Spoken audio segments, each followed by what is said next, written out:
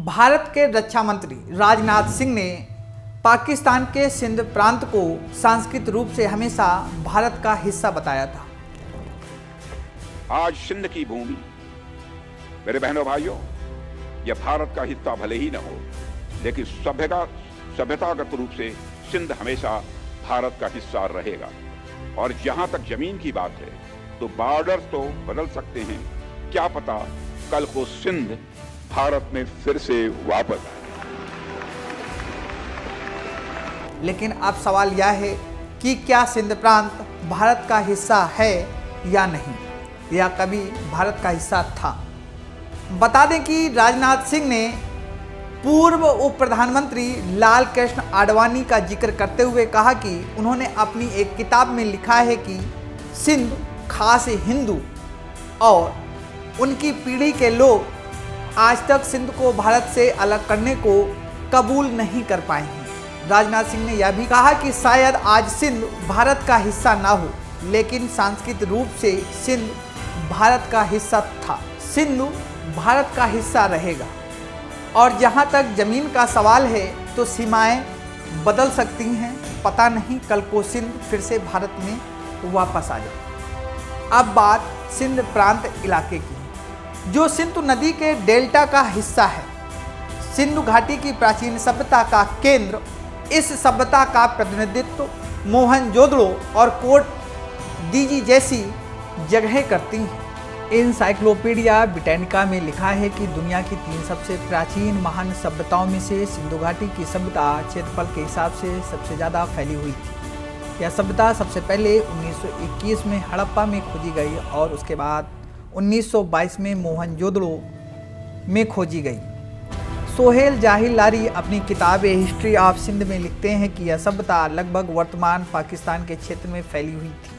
यह सभ्यता दक्षिण और पूर्व में वर्तमान भारतीय राज्यों में गुजरात, राजस्थान और हरियाणा तक, जबकि पश्चिम में अफगानिस्तान तक थी। बता दें कि सिकंदर महान ने 326 और 325वीं ईस्वी पूर्व इस क्षेत्र को एक युद्ध में जीता था। उनकी मौत के बाद सिंधु पर सेल्यूकस प्रथम निकेटर, चंद्रगुप्त मौर्य और फिर तीसरी और दूसरी पीढ़ी के बाद पहली सदी ईस्वी पूर्व से दूसरी ईस्वी तक शक और कुषाण शासकों का दबदबा रहा। अब सबसे बड़ा सवाल यह है कि आखिर सिंध ने पाकिस्तान का हिस्सा बनने का फैसला क्यों किया। तो बता दें कि पाकिस्तान के संस्थापक मोहम्मद अली जिन्ना ने सिंध को बॉम्बे से अलग करने की मांग की थी, जिसमें उन्होंने 14 शर्तें रखी थी। मुसलमानों की मांग पर ब्रिटिश सरकार ने 1936 में सिंध को बॉम्बे से अलग कर दिया और उसे एक अलग प्रांत का दर्जा दे दिया। वहीं साल 1947 में पाकिस्तान बनने के समय सिंध को मुस्लिम बाहुल प्रांत होने की वजह से वह पाकिस्तान का हिस्सा बन गया। इतना ही नहीं, इसके बाद शोधकर्ता और लेखक डॉक्टर मोहम्मद अली शेख ने अपने एक लेख में बताया कि बौद्धक राजा सियासी दैत्य की शासन में ब्राह्मण मंत्री चर्च के सुपुर्द थे। लगभग 642 ईस्वी में चीनी यात्री हुएंगसांग सिंधु आए और उन्होंने लिखा कि यहाँ अनगिनत स्तूप और सैकड़ों विहार थे, जिनमें लगभग 10,000 भिक्षु रहते थे। सिंध का मतलब कोई एक इलाका या प्रांत सिंध नहीं है, बल्कि वह पूरा इलाका है जो सिंधु नदी सभ्यता का केंद्र और इसकी धुरी था, जिसमें पंजाब है, बलूचिस्तान है और जिसमें सिंधु भी है। इसकी सामूहिक संस्कृति इकाई वही है जहां पर आज पाकिस्तान बना हुआ है।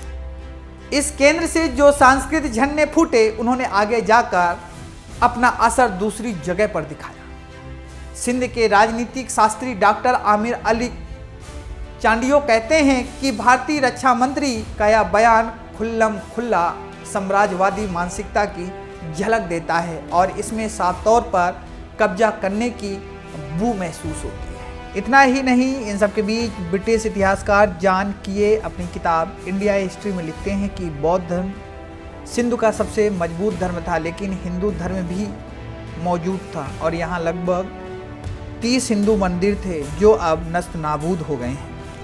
नमस्कार, मैं अनुराग और आप देख रहे हैं जर्नलिस्ट कैफे का डिजिटल प्लेटफॉर्म।